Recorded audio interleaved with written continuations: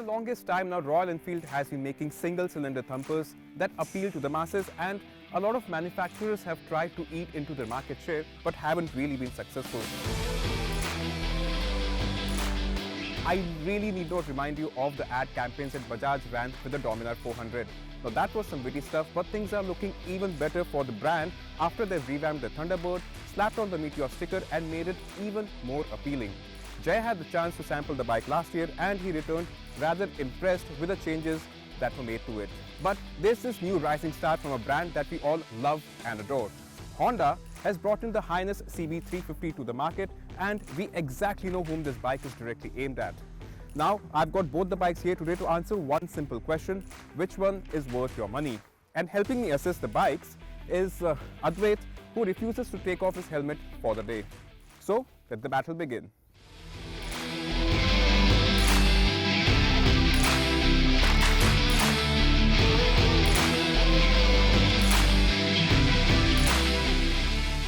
Now before I hop onto the saddle, let me quickly show you the bikes that we are riding today.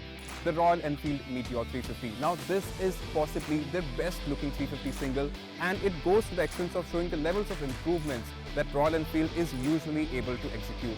The switchgear is the perfect combination of retro and modern, and the feedback from it is quite good as well.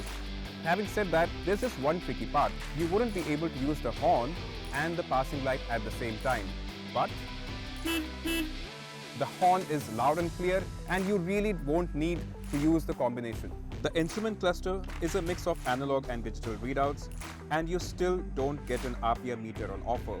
What's nice is the addition of this little screen in a secondary pod. It helps you with directions when paired with a smartphone.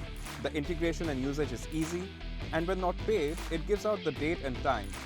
It's not perfectly aligned, and that's an issue that we've spotted on a few Meteors. We've gotten the top of the line Supernova variant, which means you get this windscreen, dual tone colors, this very premium looking tan seats, and a pillion backrest. You'll spot major differences on the rear, which flaunts these circular tail lamps and indicators.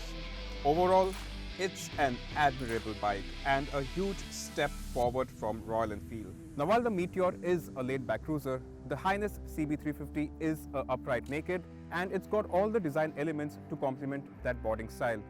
It takes inspiration from the Honda of the yesteryears, and it makes it look very handsome and very desirable in the current times. This 15-litre tank sits nice and wide. There's this blacked out engine that adds character, and there are good amount of chrome touches like the ones on the engine casing, the exhaust and the chrome fenders that add classiness to the package. I really love the round LED headlamp and this single pod, part analog, part digital instrumentation. It's a small screen, but it has loads of information on offer, and once paired with a device, it can even read messages which can be controlled via these dedicated switches on the left. Now it's no surprise that the power figures are identical. The Honda has an edge by adding 1 bhp more to the table, but what you'd miss. Now this is the Deluxe Pro variant, which means you get this dual tone color scheme and dual horns with chrome covers as well. Now fit and finish levels are definitely better than what we see on the Meteor, and of the two bikes, this one feels more premium. But that is just the way these two look. How do they ride? Let's hop on.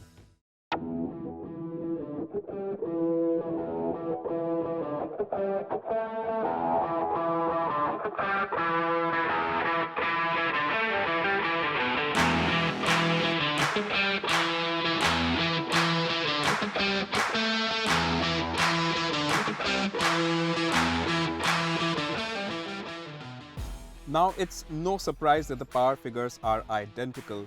The Honda has an edge by adding 1 bhp more to the table, but what you'd miss is the performance low down. It gets better as you flex your right hand, and of all the things, you really would appreciate the kind of smoothness it offers. It welcomes you to open the throttle time and again, and the song that it sings. It tries to mimic the Royal Enfield, but instead it offers a metallic tone, something that I enjoyed throughout. Riding the Highness proved easier thanks to the gearbox that's a breeze to operate. The slip and assist clutch makes the operation light, and that is something many would appreciate.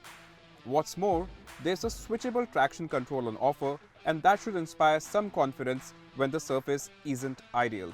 The Meteor has very familiar ergonomics and that makes it pleasantly enjoyable. I personally cherish long hours on the road, and the bike with its relaxed seating, front set foot pegs, nice wide and comforting cushioning just make things better suited for the roads. And that's what Royal Enfields have always been known for. Royal Enfield has done a commendable job with this new J series engine. It's smooth, surprisingly smooth, and has a better suited power delivery. It's amusing how similar these engines are and yet how different they behave. While the Highness misses out on low end, the Meteor is all about that. Twist of the grip brings in that immense torque, a characteristic of this thumper. The Meteor feels much more mechanical. There's the clatter from the engine, the thumps from the exhaust, the rear biased weight. It's a joy out on the open roads. Although the gearbox has been worked on as well, it just doesn't match the crispness or the lightness of the Highness. Point worth noticing. So what have we established?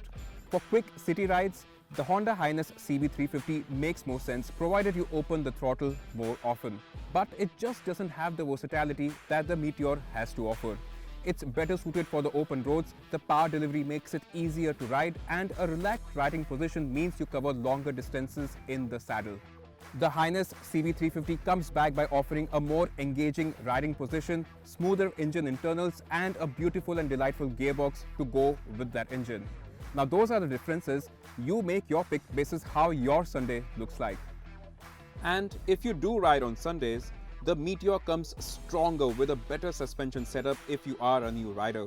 It's more absorbent, it's more relaxed, and it's what you would expect from a long distance hauler.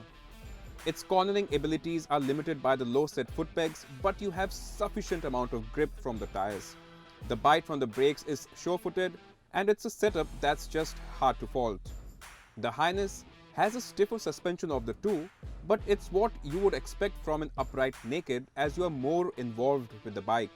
The ergonomics let you dive in deeper, show it a good set of curves, and the Highness is great fun. The controls are spot on, the braking is too, and it makes you feel livelier. The pulses were higher on the Highness, and that's always a good thing. Let me put it straight. It's really difficult to pick one of the two. After a very long time, we've got a bike like the Highness CB350 that is a worthy competitor to the Royal Enfield. What holds it back is the way that the power is put down, but more than that is Honda's decision to retail the bike via its big wing network. It's got that good initial reception, but lack of dealerships is what is holding things back. The Royal Enfield with the Meteor 350 has really brought a very strong product to the table. It's a very astonishing, very surprising product because the fit and finish levels have been elevated and the entire package is very appealing. Of course, the gearbox and the engine isn't as smooth as the Honda, but it is just one notch lower, and that in my books is a great compliment for the brand.